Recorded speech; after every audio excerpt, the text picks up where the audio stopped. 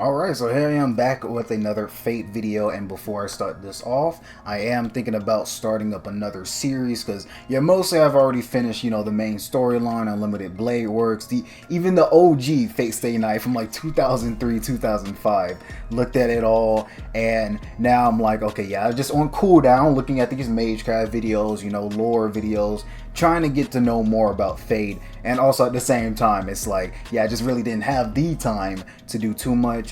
But yeah, I'm thinking about looking at like Last Encore, maybe even that, I think, was it like Days with Sheeta or something, like 13 episodes of that. And then Garden of Sinners, yeah, that as well. Like, I think, yeah, it takes place in the Fate universe, but yeah, just still something different at the same time. So yeah, I've definitely been looking at that, and yeah, definitely getting interested on that.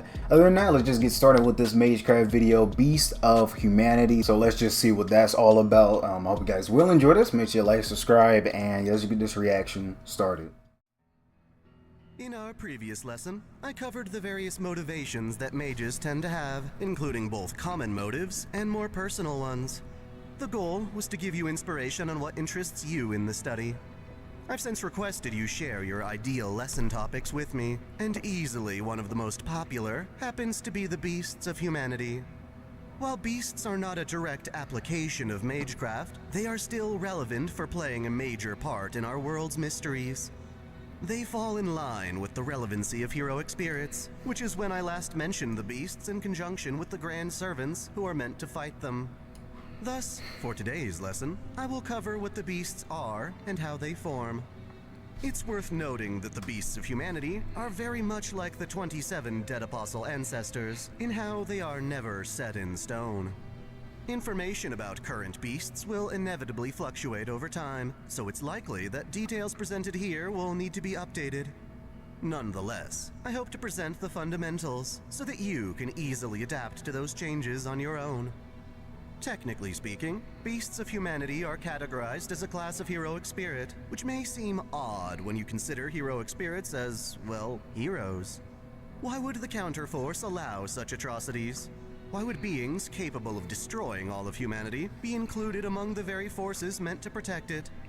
The answer is quite simple. It's in our very nature. Fittingly, Beasts of Humanity are born from evils Okay, yep, I like that, which are an yeah. intrinsic aspect of the human condition. All of us are beasts Dr. Henry within, Jekyll, who right? Something like dedicated that. himself to researching the No difference matter how between good and you evil, are. discovered that humanity's evil is inseparable and cannot be defeated. It is something we will always be fighting against as intelligent beings.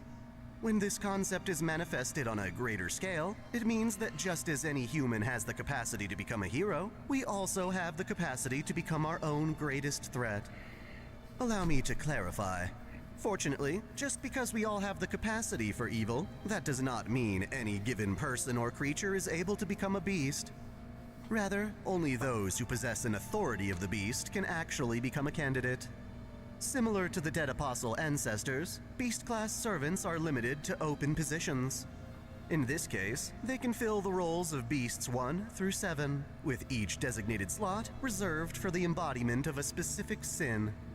Please bear in mind this is an entirely separate concept to the biblical 7 cardinal sins.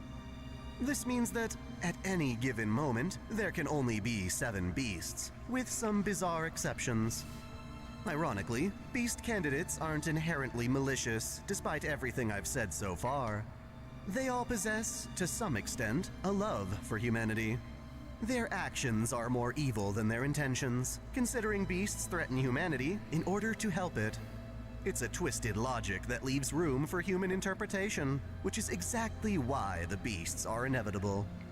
Some of these candidates are born with the qualities of a beast, whereas others grow into it through their actions. This means that some candidates ascend to beasthood gradually, starting off as juvenile beasts and later ascending to their full might. In addition, some beasts manifest in parts, or halves, and this makes it difficult for the counterforce to respond. Unless a beast is considered fully mature as one of the 7 slots, the counterforce is unlikely to summon a grand servant to fight back. The mark of a fully grown or adult beast is a pair of massive horns we call the beast's crown. For the longest time, human history has never had to deal with any beasts. While the possibility has always been there, they've only begun emerging in more recent years.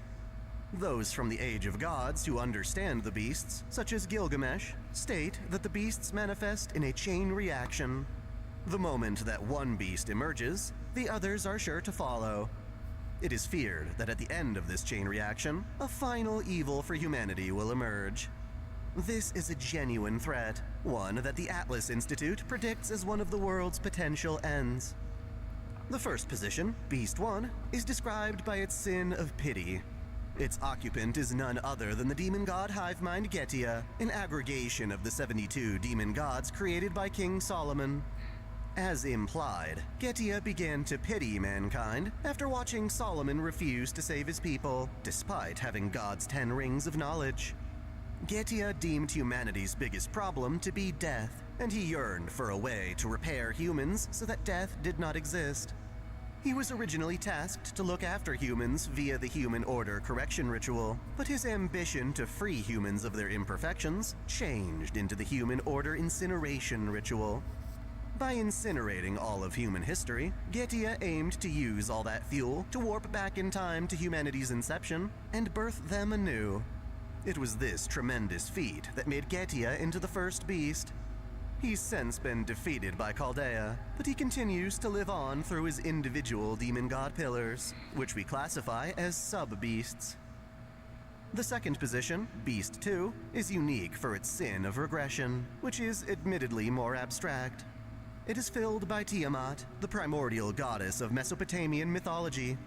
In said mythos, both Tiamat and her husband Abzu birthed the other gods by uniting salt and fresh water. When these gods rebelled against Abzu, Tiamat actually supported them, loving her divine children more than her husband. Even so, these gods attacked her too, severing her body to create the heavens and earth. Because of this, Tiamat represents a discarded womb, a mother goddess used to produce life, only to be banished to the realm of imaginary numbers. During Getiya's incineration of humanity, a singularity was formed around ancient Mesopotamia, and the Holy Grail allowed for Tiamat to awaken. Ironically, she serves as an enemy to mankind out of her love for them. More specifically, she wishes to be defeated by her children for the sake of their growth. Her defeat came that's a very harsh way of putting the it. Grand Assassin, invoking the concept of death upon her. Her Lahmu and other creatures tainted by her Chaos Tide also qualify as sub-beasts. Beast 3 is more complicated. Its sin of pleasure can manifest through both depravity and lust, allowing this position to be split into opposing halves. These halves are known as left and right, lapse and rupture, black and white, or even yin and yang. Practically speaking, this means there are two incarnations of Beast 3, each diametrically opposed to the other, despite sharing the same basic sin. The first of these two to manifest is Beast 3. I know her very well. A wicked woman named Kiara Seshoin. She was a Spiritron hacker carrying on the Shingon Tachikawa Eiten school of Buddhism, known for its sexual rituals. She gained a massive following of worshippers obsessed with her, and she fostered that obsession by encouraging both their lust and hatred for her. Kiara was the central figure of this religious practice. This was her way of saving humans, but ultimately these followers grew mad from their obsession, committing suicide. Through her efforts in the Mooncell Holy Grail War, she continued to use herself to bring people salvation, becoming a vessel for human pleasure on a cosmic scale. This form, Heaven's Whole, nearly made the entire Earth her plaything.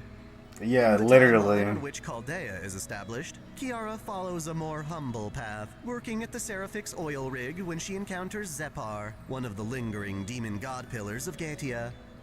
Zepar used this Kiara as a vessel, possessing her as it took control of the oil rig and digitized it as a closed-off space where it could hide.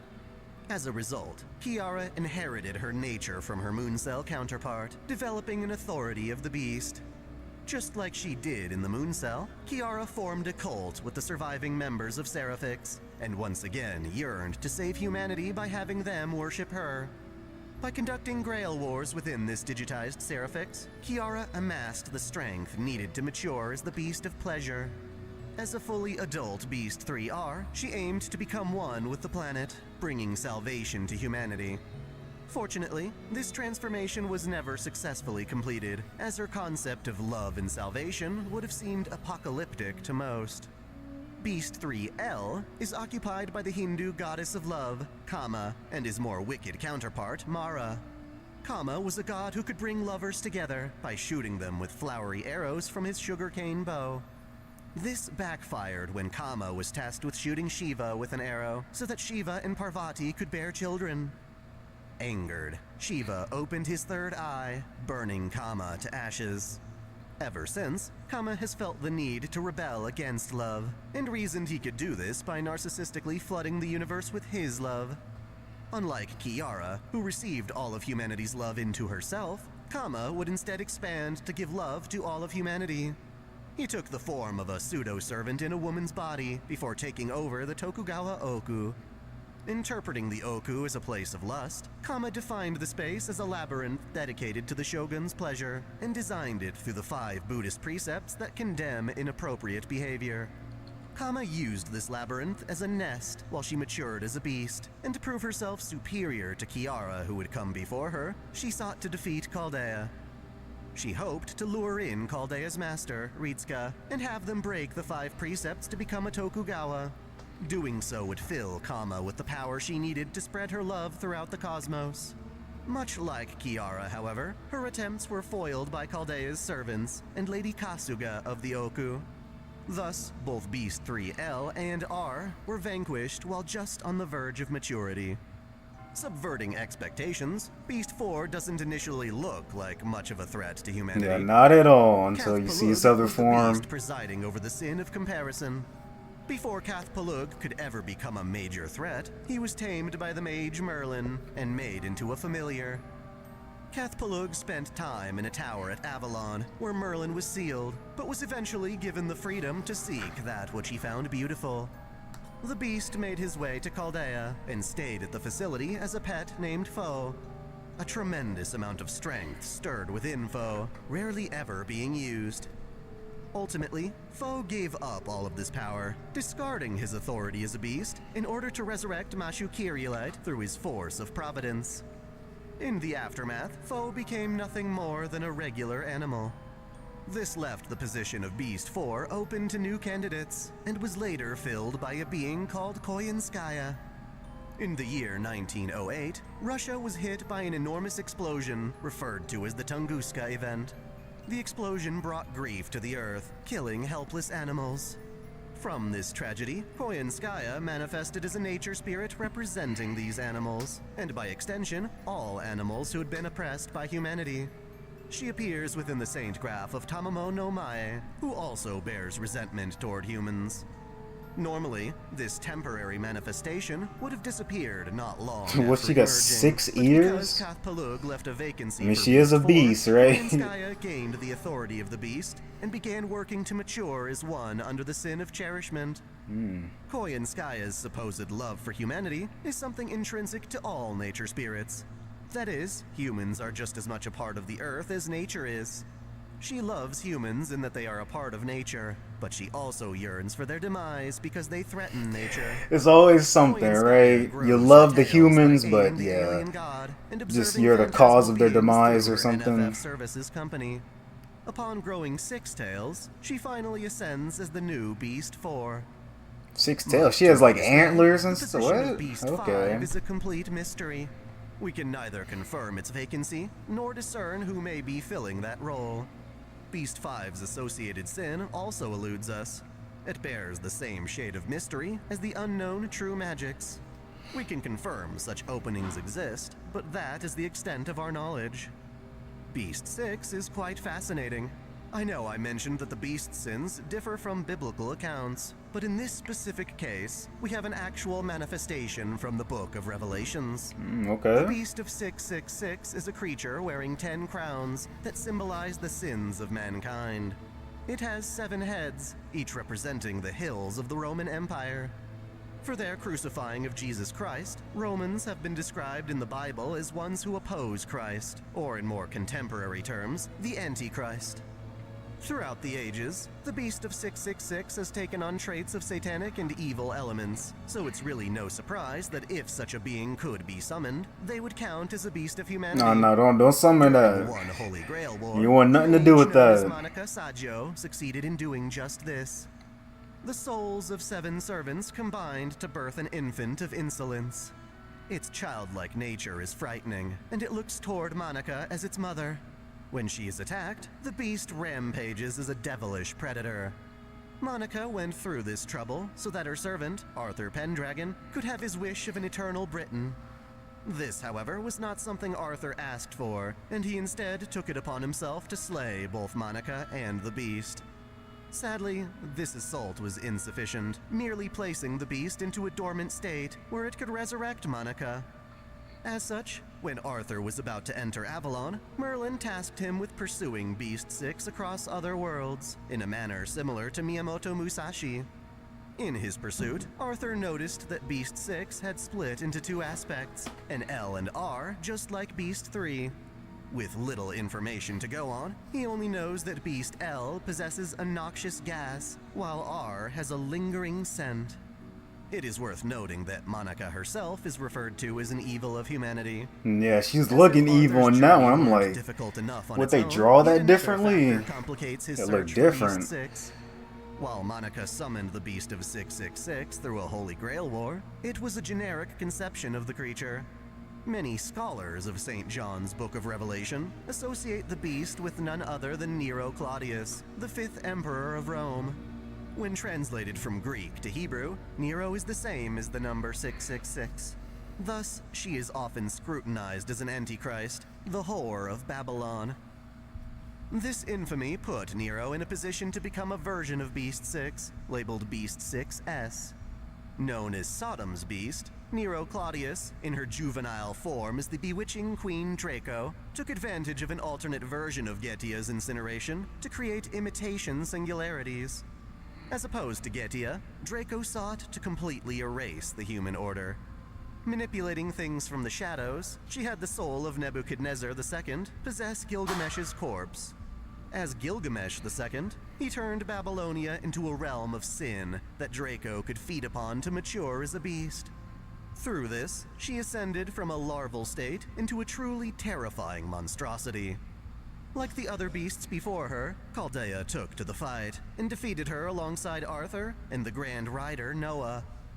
Despite this effort, the Beast 6 that Arthur pursues still exists, and yet another version, 6G, is expected to emerge. Okay, how many? You got L, R, S, It has G. yet to do so. Our final example, Beast 7, is occupied by the alien god hoping to invade Earth through one of 7 lost belts. Just as Gilgamesh predicted, the rise of Getia as Beast 1 has been followed by the emergence of a 7th beast, the beast that announces the end. Very little is known about this alien god, other than how it came to Earth in response to experiments being conducted on another of its kind. Upon arrival, the god bleached the planet and planted 7 fantasy trees, each connected to a world that the universe would have otherwise discarded. The alien aimed to descend into whichever lost belt thrived the most, which happened to be at Olympus. Perhaps due to sabotage from the mage Kirstari of Odim, the alien god incarnated on Earth in the body of a mortal girl, Olga Marie Animasphere. Choosing to call herself Olga Marie, she awaits as an even Olga, more I was trying to powerful think, vessel like, can be hold up. located for her. Her Yeah, I desire is to remember conquer her. Earth and subjugate humanity. Under the Beast class, it's quite possible she'll be able to do so. As of this moment, those are all the currently existing beasts of humanity.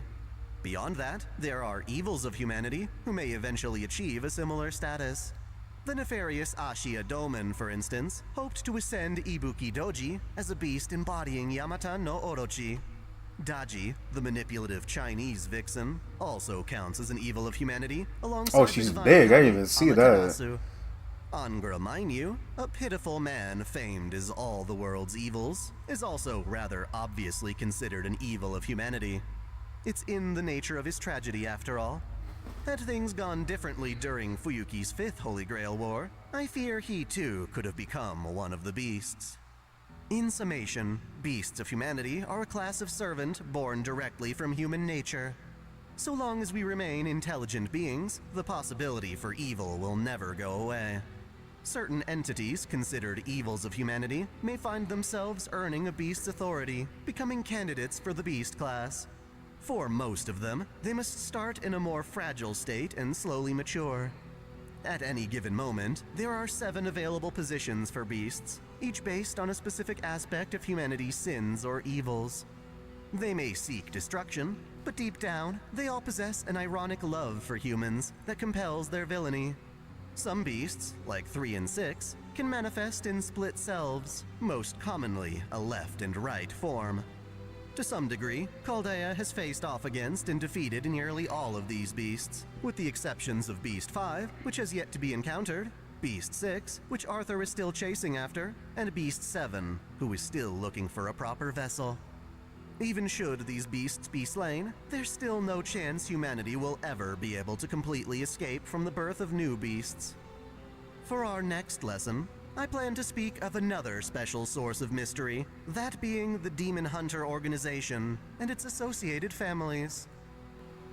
Okay, and then that should be it for this one. So yeah, that's going to be good right there, because you already looked a little bit at the your Demon Hunters and all that, because y'all think I was interested in Tsukihime, and yeah, after looking at I think the Tsukihime and like Fate Stay Night collab, yeah, I was like, okay, let me look a little bit more into this. Yes, look at the Demon Hunters, and yeah, okay, so can't wait to see that. Yeah, it probably won't come out like right away after this, but yeah, still, I'll try and get that out soon enough. Now, one thing I will say that I really was paying attention to, yeah, these designs, it's definitely something else. Yeah, when it comes to Fate, yeah, their designs, because it's like, how do you even, yeah, you got to think about drawing all this, and I know they have like animations, and well, I don't know about Fate Grand Order, like the game, I don't know like if most of these people are in there, or like not at all, but still, you're gonna have to make animations and draw all of this and that, different apparel, clothes for them. Yeah, because sometimes I don't even know if it's like a summer update, right? They may just give them a swimsuit or whatever. I don't know. Yeah, these definitely are some really creative designs. No, yeah, Kiara, I already knew about. Yeah, she's like probably the most remember. Yeah, because from what she's doing, literally right here. And then that other scene that I can't even remember, but like she did something with the planet, and yeah, it was just something weird that happened, but yeah, she was definitely very pleasured from that. And this video actually reminded me as well, I actually already looked at something similar like this, I think from Saya. Yeah, I'm like, yeah, these beasts actually seem pretty familiar. Yeah, I already know about Getia here, and then after that, yeah, just say Kiara. Now, I may have seen her maybe a couple of times, but yeah, I had to get a good refresher on that. Now, yeah, I already seen her. Let's see. No, I've heard the B6 before. It's just, yeah, I think seeing in like this little girl type of form, I don't think I really remember that too much. And then after that, yeah, just 7. And yeah, what I mean by design, yeah, right? Or did I miss it? Yeah, right here, I'm seeing like, yeah, what was that, hands of like a lion or something? Then you got like the black roses. Like, yeah, that actually looks really cool right here. Looking at this whole design, like it looks crazy. Like, how is this even possible? Especially, yeah, what was it, the 6 ears and all that I saw before on her. Yeah, right here. But it's like, yeah, they are beasts, so it's like, yeah, they gotta look the part. And yeah, she was, yeah, I don't know if she was just drawn a little bit differently, like a different style there, but yeah, she was looking a little evil right here too. But yeah, I love these designs. So yeah, I don't think there's really much else for me to say other than that. Yeah, this is a smart way of putting this. Like, yeah, it's supposed to be like heroic. Like, yeah, how are they just able to have their own like class, you know, like an archer or lancer or something, when, yeah, they're literally just beasts, right? Not really too heroic, yeah. Hence, like, yeah, knowing what beasts could usually do and all that, and especially B6. Yeah, I don't want nothing to do with that. But basically, we're already beasts to begin with, humans and maybe even other species and all that. But yeah, most likely, yeah, humanity and all that.